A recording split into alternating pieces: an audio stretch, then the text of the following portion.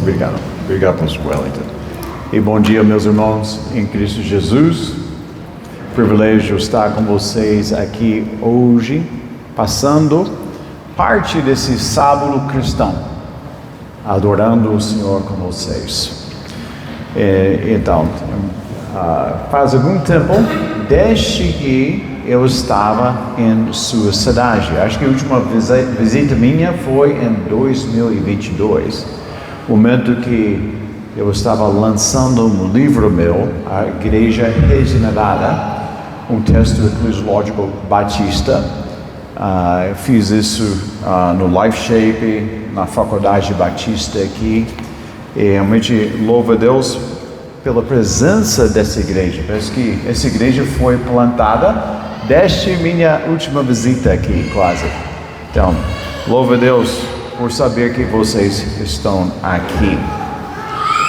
Deixe-me começar nosso tempo hoje por fazer essa pergunta. Alguém aqui tem um passaporte que você deixou em sua casa? Tem um passaporte? Levante a sua mão. Então, tem uma boa galera que tem esse documento. Sabe alguma coisa? Você precisa de um passaporte, se planeja deixar sua casa, sua pátria e retornar para ela. Mas um passaporte é muito mais do que um documento de viagem. Não. Esse registro prova a sua filiação nacional e os direitos e privilégios, a proteção que lhe são garantidos.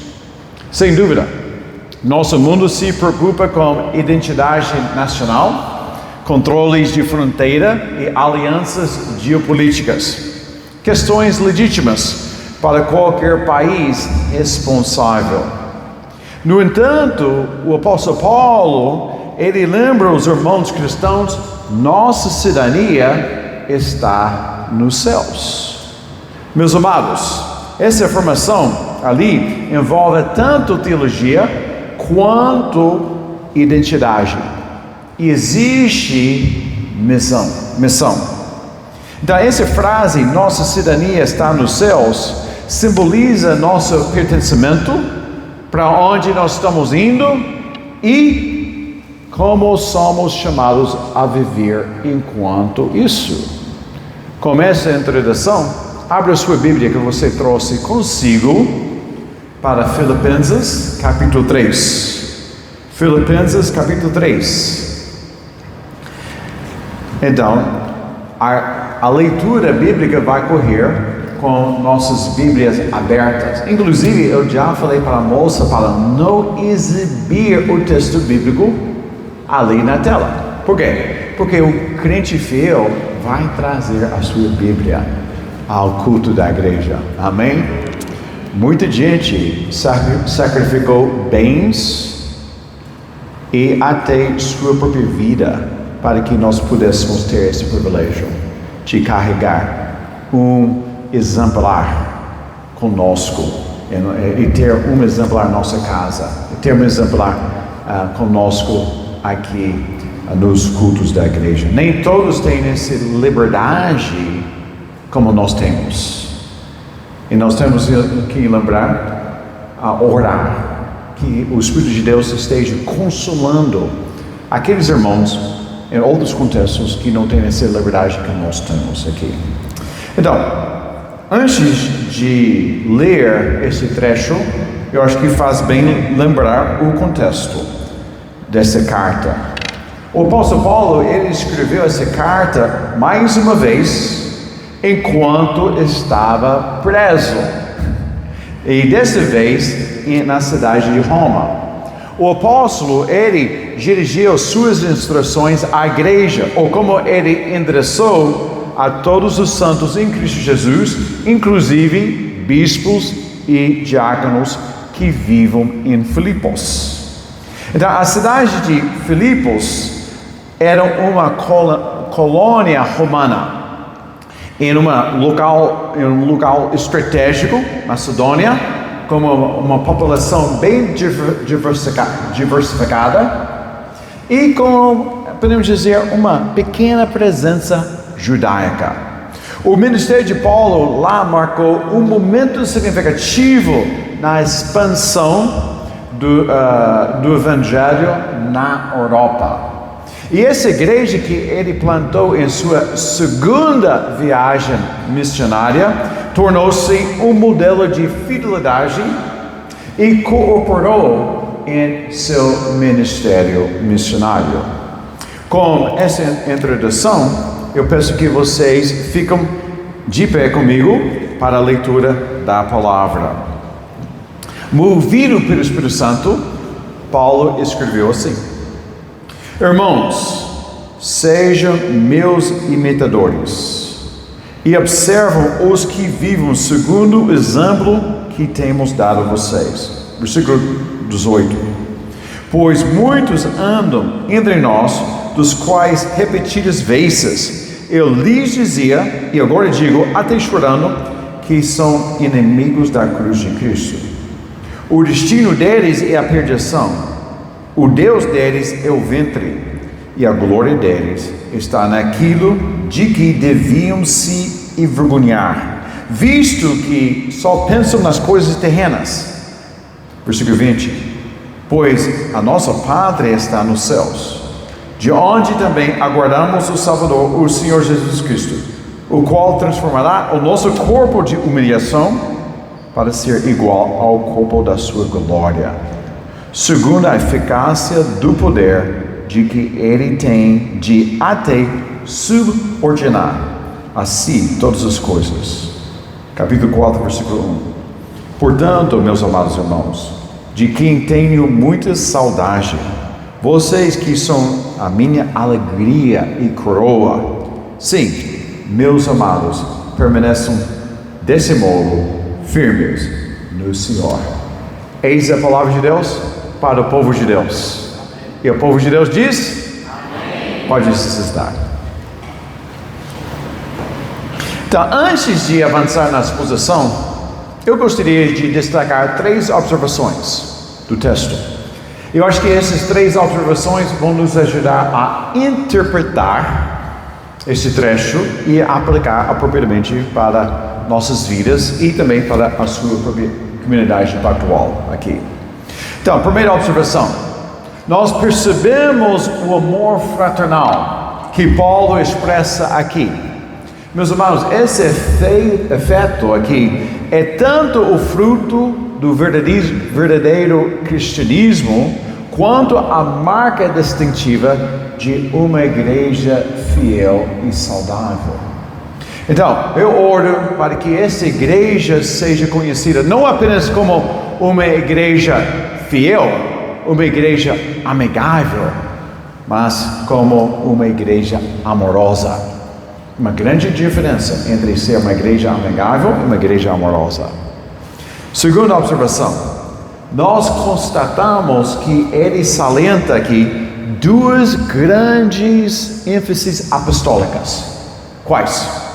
A vinda de Cristo para os redimidos e como seus redimidos devem viver até esse dia chegar. Terceira observação: Paulo, ele contrasta aqui 2 grupos distintos. Aqueles da cruz, seus irmãos cristãos, e os inimigos da cruz. Aqueles que pensam e se apresentam como cristãos, mas de fato não são. Então, a partir desse momento, eu vou dividir essa exposição em 4 pontos. E o primeiro ponto envolve o fundamento necessário para ser um verdadeiro cristão. E os outros pontos incluem exortações a esses cristãos enquanto esperam pelo retorno de seu bendito Redentor. Então vamos lá com o primeiro ponto ali. O primeiro ponto: a base de nossa cidadania celestial. Meus irmãos, veja o versículo 20 ali, capítulo 3. O apóstolo Paulo disse que nossa pátria está nos céus. Você pode dizer isso? Sim. Então, você pode dizer isso? Você pode falar que minha cidadania está nos céus. Sim, por que você pode dizer isso? Vamos garantir que você e outros que você ama e pode conhecer realmente possuam esse passaporte celestial. Meus amados, como seu pastor sempre está salientando, tem tudo a ver com a pessoa e a obra redentora de nosso Salvador, Jesus Cristo. Então, essa afirmação, essa está sendo revelada aqui de forma implícita. Você pode ver, versículo 17, ele diz que, irmãos, isso é, irmãos em Cristo. Versículo 18, ele diz que a cruz de Cristo. Versículo 21 do capítulo 3, aguardamos o Salvador, o Senhor Jesus Cristo, o Messias. E versículo 20, ele diz que o qual transformará o nosso corpo de humilhação para ser igual ao corpo da sua glória, segundo a eficácia do poder que ele tem de até subordinar a si todas as coisas. E finalmente, versículo 1 do 4º capítulo, permaneçam desse modo firmes no Senhor, isso é, firmes no Senhor Jesus Cristo. E então, como eu falei, essa base está sendo revelada, afirmada de forma implícita em nosso texto. Mas em outras partes, essa base está sendo revelada, afirmada de forma explícita. Por exemplo, em Filipenses, capítulo 3, versículo 9, pouco antes desse trecho bíblico nosso, ele diz que a justiça que é mediante a fé em Cristo, essa justiça que procede de Deus, baseada na fé, isto é, em Cristo Jesus. Então, isso é muito importante, que nós compreendemos e nós sabemos como explicar para os outros, que nenhum filho de Adão tem cidadania celestial por direito de nascimento. Não. Por causa do pecado de nossos primeiros pais, nós nascemos no pecado. Como efeito, nós somos por natureza filhos da ira de Deus, diz Paulo. Portanto, para ser um cidadão celestial, é necessário ter uma nova natureza. Isso quer dizer que é preciso nascer de novo.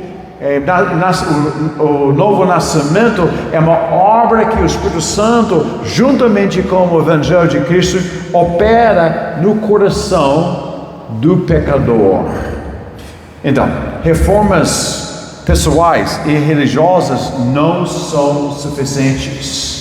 Esses esforços, embora nobres, não equilibram ao cristianismo bíblico verdadeiro. Além disso, o novo nascimento não é apenas um exercício cognitivo, embora não seja menos do que isso. Não, essa experiência, conhecida também como a regeneração, nos leva a Cristo, transforma a nossa mente, renova nosso coração, reorienta a nossa alma e nos insere no poderoso reino do Deus Criador. Em outras palavras, o novo nascimento resulta em uma nova cidadania. Deixamos de ser filhos da justa ira de Deus e passamos a ser filhos de Deus e cidadãos do céu. Deixe-me ilustrar isso para vocês. Eu gosto muito do livro O Peregrino, do pastor batista John Bunyan, do século 17. Alguém aqui já leu O Peregrino? Meus parabéns. Eu acho que tem uma melhor representação aqui do que na vasta maioria das igrejas batistas onde eu prego. Então, no finalzinho dessa história, o protagonista cristão e seu companheiro, chamado Esperança, chegam à cidade celestial, depois de passarem pelo rio da morte. E ao se aproximaram do portão da cidade celestial, 2 anjos os encontraram e lhes pediram para ver seus certificados. Cada homem recebeu essa prova de cidadania, ou seja, seu passaporte, anteriormente na cruz, onde seus fardos foram removidos. Ao apresentarem suas credenciais, o rei da cidade e a congregação celestial dos redimidos os receberam com grande alegria. Logo depois, porém, outro homem chega ao portão da cidade celestial. Ele viajou por um caminho semelhante e parecia muito piedoso. No entanto, ele nunca havia chegado à cruz, portanto, nunca recebeu a justiça de Cristo e nunca recebeu um certificado. Ele pensou que suas boas intenções, sinceridade e zelo religioso seriam suficientes. Então, ao chegar ao portão, quando lhe pediram seu certificado, ele ficou calado, em silêncio, pois ele não tinha nada para apresentar. À luz disso, o rei da cidade ordenou que os anjos o amarrassem de mãos e pés e o levassem para fora. Bunyan, então, ele terminou essa cena com essas palavras arrepiantes. Então, vi que havia um caminho para o inferno, mesmo a partir dos portões do céu. Então, mais uma vez, você recebeu a sua cidadania celestial por meio de um encontro na cruz de Cristo? Ou você está tentando entrar de outra maneira? Se o fundamento de sua fé não está enraizada no Cristo crucificado e ressurreto, você, meu querido, é um cristão apenas de nome. Assim, você está sem as divinas credenciais necessárias para o destino celestial. Então, o elemento da tarefa missionária da igreja que se relaciona com esse primeiro ponto é chamado evangelismo. Nós, como batistas, nós levamos esse dever a sério, pelo menos na teoria. E por isso os missionários da minha junta, a junta de Richmond, como os mais antigos conhecem a minha junta, saliento para nós mesmos e para nossas igrejas batistas sulistas essa aqui, veja ali na tela. O maior problema do mundo é a perdição. Pode passar o slide, por favor. O maior problema do mundo é a perdição. Não é a corrupção política, não é fome, não é guerras. Tudo isso está, todos esses outros males são derivados da perdição. E a única solução para a perdição, nesse maior problema do mundo, é o Evangelho de Cristo Jesus. E o padrão bíblico para levar o Evangelho aos perdidos é a nossa presença entre as nações. Por isso, qualquer igreja fiel às Escrituras, qualquer igreja saudável, sempre vai ter em seu DNA um pulso missionário. Senão, ela não é tão saudável quanto ela deve ser. Então, vamos continuar. Segundo ponto, a partir desse momento é para os cristãos. Mas sempre faz bem para que nós estejamos lembrando a nossa base. Pois nós temos em nossa até nós, os redimidos, nós temos essa tendência de nossa própria autojustificação. E nós temos que lembrar que nós estamos sem condições. Nós somos pobres e necessitados.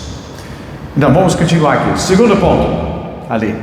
Permaneçam firmes em Cristo. Versículo 1 do capítulo 4 ali. Permaneçam, pois, firmes no Senhor. Isso é, firmes no Senhor Jesus Cristo.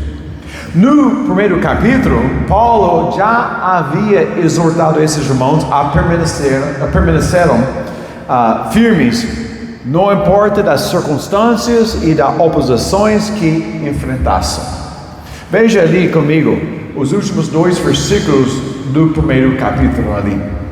Ele diz que, acima de tudo, vivam de modo digno do Evangelho de Cristo, para que, vou pular aqui, eu ouça a respeito de vocês que estão firmes em um só Espírito, como uma só alma, lutando juntos pela fé do Evangelho, e que em nada se sintam intimidados pelos adversários.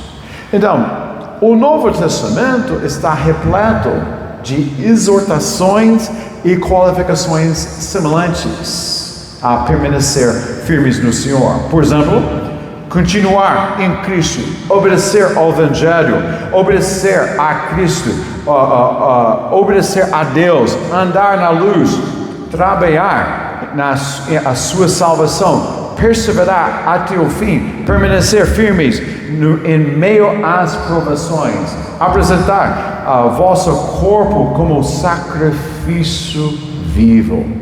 São exortações, frases equivalentes. Eu lamento dizer que muitos crentes equiparam permanecer firmes em Cristo a uma vez salvo, sempre salvo. Esse é um credo batista brasileiro, podemos dizer, que nós podemos ouvir.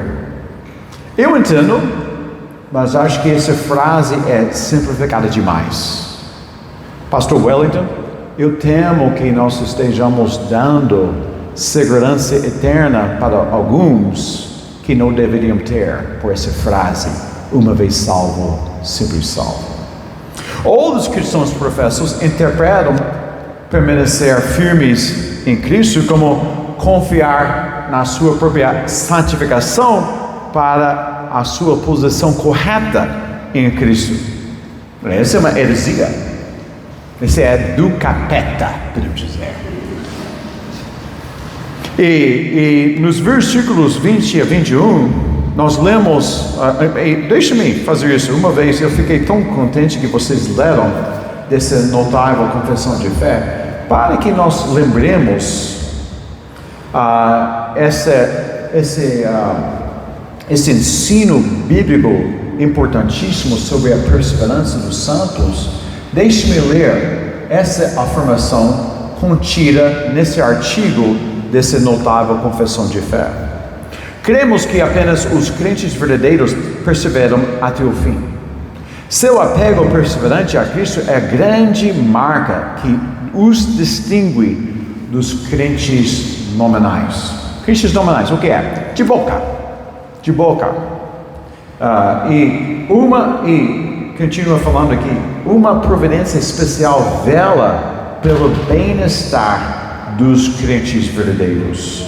E eles são guardados pelo poder de Deus, por meio da fé, para a salvação. E o povo de Deus diz? Amém. E nos versículos 20 a 21, nós temos tanto a motivação quanto a promessa que sustentam essa exortação a permanecerem firmes no Senhor. Veja o versículo 20 ali.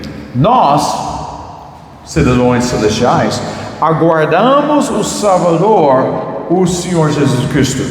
Versículo 21. O qual transformará nosso corpo de humilhação para ser igual ao corpo da sua glória. Desse modo, permaneçam firmes no Senhor. Tragicamente, a maioria das igrejas evangélicas brasileiras, incluindo os batistas brasileiros da Convenção Batista Brasileira, deixaram de lado essas duas crenças basilares. Quais? O retorno de Cristo e a ressurreição física do corpo. Como resultado, o cristianismo salienta ou uma visão abstrata do céu, ou, pior ainda, sua melhor vida agora, que é a praga demoníaca que está se espalhando pelas Américas e pela África. Escuta bem, meus irmãos. As promessas de Deus contidas nesse livro aqui não fazem sentido sem compreender, sem aceitar, sem lembrar e sem enfatizar que Cristo vai retornar e Ele vai ressuscitar nossos corpos, mesmo que já tenham voltado ao pó da terra para reinarmos com Ele.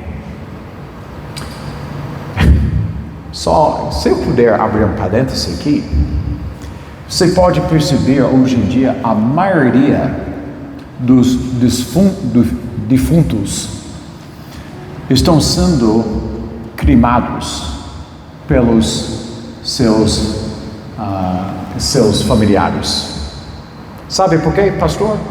Eu acho que nós, os púlpitos, já estão esquecendo de falar sobre a volta de Cristo e a ressurreição dos mortos. Como efeito, a sociedade está aceitando mais e mais a cremação, em vez de um sepultamento tradicional. Somente para refletir, discutir entre vocês durante o almoço ali. Boa notícia, uma boa notícia aqui, meus irmãos. O Espírito Santo, dado a nós por meio do novo nascimento e seus meios de graça, nos dão tudo o que nós precisamos para permanecer firmes no Senhor. Amém? E os dois próximos pontos aqui, os últimos, nós podemos resumir assim: quem devemos imitar como cidadãos celestiais e quem nós devemos denunciar e afastar. Então vamos lá como o terceiro ponto ali. Aprenda de crentes fiéis. Aprenda de crentes fiéis. Vamos ler juntos essa exortação ali? Vamos lá. Irmãos, sejam meus imitadores e observam os que vivam segundo o exemplo. À primeira vista ali, meus irmãos, essa instrução de Paulo soa bem audaciosa, se não arrogante. Siga-me, siga meu exemplo. Porém, não se trata do próprio Paulo, mas é o Cristo que flui pela vida dele. Lembramos outras passagens que lançam luz sobre o que Paulo quer dizer aqui. Escuta-me esta: sejam meus imitadores, como também eu sou imitador de Cristo. E o autor aos Hebreus, ele falou algo de maneira semelhante. Ele diz que lembram-se dos seus líderes, os quais pregaram a palavra de Deus a vocês, e considerando atentamente o fim da vida deles, imitam a fé que tiveram.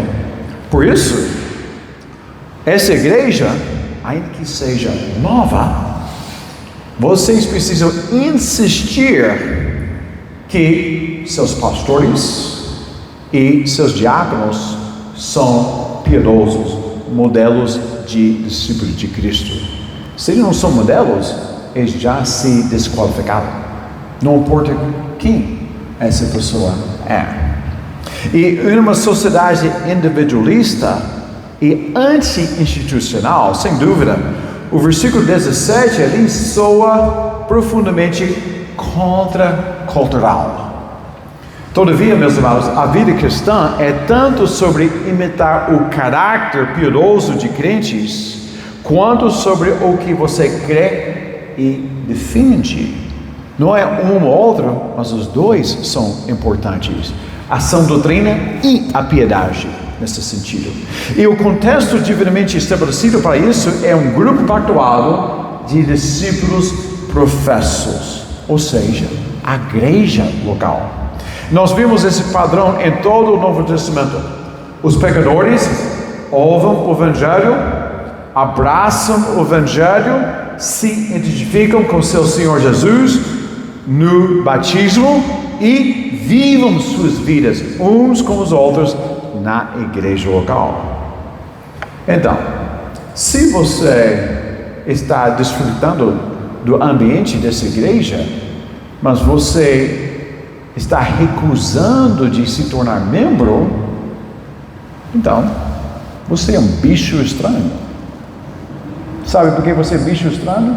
Como você pode alegar que você é uma ovelha de Deus sem pertencer a um rebanho de Deus? Por isso você é um bicho estranho, um bicho em risco, arriscando sua própria profissão de fé. Você está alegando que você tem mais sabedoria do que a própria palavra que Cristo instituiu a igreja. Então, se arrependa de sua arrogância e pertença a uma igreja, como uma igreja, essa igreja, que prega a palavra, que zela pelo bem-estar de uns aos outros. Então, os elementos da tarefa missionária ligados a esse ponto ali incluem, por exemplo, discipulado, a formação de igrejas saudáveis, plantando outras igrejas, e o desenvolvimento de líderes fiéis de igreja. Mas vamos continuar. Último ponto aqui. Cuidado com os inimigos de cruz. Ou de Cristo. Cuidado com os inimigos de Cristo. Pode passar ali, por favor. Cuidado com os inimigos de cruz. Da cruz. Então, veja ali, versículo 18. Pois muitos andam entre nós, dos quais repetidas vezes eu lhes dizia, e agora digo, até chorando, que são inimigos da cruz. O que significa inimigos da cruz? Nós precisamos evitar a influência dessas pessoas, desses líderes. Mas é difícil de evitá-los se nós não sabemos o que significa ser inimigo da cruz. Portanto, vamos deixar de lado, por enquanto, a palavra inimigo e vamos afirmar o que significa ser, o que significa a cruz de Cristo. A cruz de Cristo simboliza qualquer ensino essencial sobre o Evangelho da graça de Deus. Como, por exemplo, a expiação substitutiva de Cristo, a sua ressurreição física, a justificação pela fé somente nos méritos de Cristo. Você nega um desses crenças vacilares? Você está negando a fé cristã. É impossível ter uma base bíblica para ser um discípulo de Cristo se você está negando esta. Então, qualquer ensino essencial sobre o Evangelho. Também, a cruz de Cristo simboliza qualquer doutrina essencial que apoia o Evangelho, como, por exemplo, a divindade de Cristo, seu nascimento virginal e a ressurreição física dos mortos. Também, a cruz de Cristo simboliza qualquer resultado essencial que flui do Evangelho, o devido discipulado, meios de graça, a ética cristã, como a igreja deve se organizar. Então, com relação agora a esses inimigos da cruz de Cristo, nós podemos identificá-los pelas suas marcas claras. Veja o versículo 19 ali. O Deus desses inimigos da cruz é o ventre, e a glória deles está naquilo de que deviam se envergonhar, visto que só pensam nas coisas terrenas. Então, o que ele está falando ali? Os pensamentos desses falseiros estão totalmente opostos aos daqueles que vivam à luz da volta iminente de Jesus e da ressurreição dos mortos. Como discípulos e membros da Igreja de Cristo, jamais queremos imitar esses hereges. Jamais queremos seguir seus ministérios malignos. Nós jamais queremos aceitar seus conselhos ímpios. Então, falsos líderes, falsos mestres cristãos frequentemente enfatizam formas de piedade que são mais regras externas. Isso é o que o apóstolo Paulo estava denunciando nessa carta aqui. Ele estava denunciando os judaizantes, aqueles que não estão negando Jesus, mas eles estão insistindo a obediência à lei cerimonial, a lei mosaica, a essa parte cerimonial. Veja ali, versículo 2, no capítulo 3, ele diz: cuidado com os cães. Ih, rapaz, se você fosse um judeu e alguém te chamou cão, esse é um assunto. Eu sei, vocês têm aquele bicho em sua casa que você cuida como um filho. Um bicho sujo também. Se você não acha que não, você deixa aquele bicho sair, ele vai encontrar alguma coisa totalmente nojento e botar sua boca nele. Então, por isso é um bicho não sujo nesse sentido. E tudo isso. Cuidado com os cães, cuidado com os maus obreiros, cuidado com a falsa circuncisão. Então, essa é uma maneira de ver. Estão sempre colocando regras extras, regras extra-bíblicas sobre o Evangelho. Mas falseiros, falsos mestres também estão enfatizando questões que são desse mundo. Então, uma questão de 8 ou 80 aqui. Alguns até estão incentivando o hedonismo e libertinagem. Então, não importa quão louváveis pareçam suas ações, eles vivem de modo indigno do Evangelho que alegam pregar. E nós vemos ali também seu veredito. Veja o versículo 18. O fim desses falseiros é a perdição. Totalmente oposto. Isso é muito importante. Esse é totalmente oposto à promessa divina para aqueles que têm a cidadania celestial e permanecem firmes em Cristo. Meus amados, eu estou aqui 30 anos, aqui no Brasil. Eu sei, eu não sou brasileiro. Você não tem que falar isso para mim. Mas eu sei um pouco sobre sua cultura. Eu sou missiólogo, eu sou missionário. Eu estou perambulando nessa terra tropical abençoada por Deus por 30 anos. Então eu sei um pouco sobre sua cabeça. Eu sei o contexto evangélico. E de forma geral, nós temos uma leitura muito ingênua a respeito de falsos mestres, heresias, igrejas denominadas evangélicas que estão distorcendo a mensagem da cruz, escondendo a porta estreita e tudo isso. E na minha avaliação, nos dias de hoje, os maiores inimigos da cruz no mundo lusófono são formas aberrantes do cristianismo, incluindo formas aberrantes do evangelismo, a fé evangélica, como por exemplo, pregadores neopentecostais e suas igrejas. Por isso, pastor, se Deus der para mim graça, nós vamos ter mais um livro lançado no próximo semestre sobre esta praga em nosso meio hoje em dia, sobre o neopentecostalismo, uma avaliação evangélica desse movimento. Veja ali na tela, por favor, pode passar a tela, o slide ali. Os elementos da tarefa missionária ligados à vigilância dos falsos obreiros incluem, por exemplo, evangelização. É um aspecto de evangelização ali. Nós devemos advertir os enganados. Então, uma forma de evangelismo ali, conversando.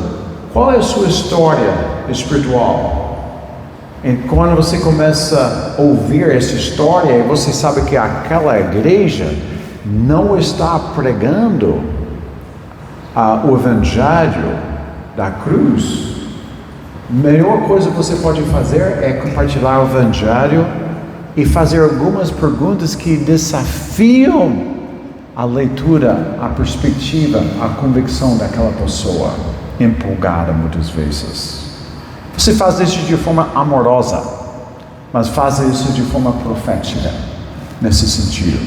Também, discipulado. Nós devemos ajudar os crentes a não cair nas armadilhas desses falsos mestres. É um aspecto também de formação de igrejas saudáveis, pois nós queremos plantar e edificar igrejas centradas no Evangelho e que enviam obreiros que pregam esse mesmo Evangelho. Qualquer igreja vai ter uma tendência de se desviar dos fundamentos da fé cristã, da Bíblia, das Escrituras. Por isso, cada geração de crentes, dos membros, precisam afirmar essas crenças basilares ligadas ao Evangelho. Senão, a próxima geração vai ser pouco mais distante dessas coisas. Também tem um aspecto, desse quarto ponto aqui, nós temos um aspecto de desenvolvimento de liderança bíblica, pois nós ensinamos e orientamos pastores, missionários e outros obreiros a cuidaram de si mesmos e da sua doutrina. Então, vamos fazer o seguinte, vamos responder a palavra lida e também explicada aqui hoje. Primeira pergunta, pergunte a si mesmo, eu realmente pertenço a Cristo? Refleta de sua vida fundamentada na obra salvadora de Jesus. Então, sua vida, sua fé está enraizada em Cristo ou está enraizada em atividades religiosas ou a tradição de sua família? Se não tiver certeza, procure seu pastor. Estude o Evangelho. Ore que o Espírito de Deus esteja confirmando em seu coração o que a palavra fala, revela. Segunda pergunta, você está firme em Cristo Jesus? Eu sei que a vida é difícil. A vida fora do jardim é difícil demais. Mas lembre-se dessa promessa de Deus. Feliz é o homem que persevera na provação, porque depois de aprovado, vai receber a coroa da vida, que Deus prometeu aos que o amam. Terceira pergunta, você está vivendo com outros discípulos de Cristo e aprendendo a seguir seu Senhor, imitando convicções e condutas semelhantes às de Cristo? Então, não seja apenas um crente que assista aos cultos. Quem inventou essa frase, assistir aos cultos? Não. Você assiste ao jogo de futebol, a jornal. O crente participa nos cultos. O crente participa na comunidade pactual. Sem meios de graças. Certas graças você não vai beneficiar, você não vai receber sem se engajar em sua igreja. Quarta pergunta. Como discípulo de Cristo e membro dessa igreja, você é alguém que outros podem imitar? Se não, por que não? Qual atitude? Qual pecado está surgindo agora em sua mente? Aquele tópico é um tópico que você precisa se reorganizar, se arrepender e colocar embaixo do senhorio de Cristo. E último, você está atento aos falsos mestres e conselhos ímpios. Avalia os ensinamentos e conselhos que você consome fora dos cultos da igreja. Sermões, livros, podcasts e todos que lhe dão conselhos. Bem, vamos ficar em pé nesse momento e vamos orar nesse momento. À luz dessas perguntas, à luz de tudo que nós vemos aqui hoje. Fico muito grato pelo privilégio de passar hoje pela manhã com vocês. Então eu peço que você feche seus olhos comigo e vamos orar. Santo Deus, nós nos curvamos diante de Ti para respondermos a Sua palavra lida e exposta. Sonde o coração de todos com o intuito de responder a essas perguntas. Eu pertenço a Cristo. Eu tenho a cidadania celestial. Dê arrependimento e fé verdadeira aos que ainda não confiam na obra completa de seu Filho Jesus. Mas eu sei que a vasta maioria aqui estão professando e desfrutando dessa ideia que nós temos a cidadania celestial. Somos gratos por isso. E como cidadãos celestiais, rogamos que o Senhor esteja nos fortalecendo para permanecer firmes no Senhor, em meio às provações, lembrando-nos da viva esperança de sua vinda iminente e da ressurreição de nossos corpos. Conceda-nos graça para viver como outros discípulos, comprometidos com a sua igreja, servindo, orando, aprendendo e imitando a fé dos que sigam Cristo com integridade, com fidelidade. Faça-nos homens e mulheres piedosos, que outros irmãos possam imitar, que as crianças e adolescentes possam imitar. Transforma nosso caráter, nossas palavras, nossas condutas, para que Cristo seja visto em nós. Além disso, dê-nos discernimento contra falsos mestres e concede-os que estão contrários à sua santa palavra.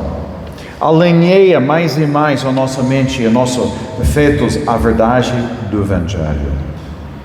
E une esta igreja em um só Espírito e uma só alma, lutando juntos pela fé de uma vez por todas, confiadas aos santos.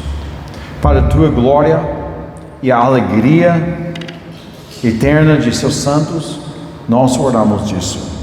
Em nome de nosso Senhor Jesus Cristo, o Senhor da igreja, nós oramos. Amém. Amém. Deus abençoe, meus amados. Amém.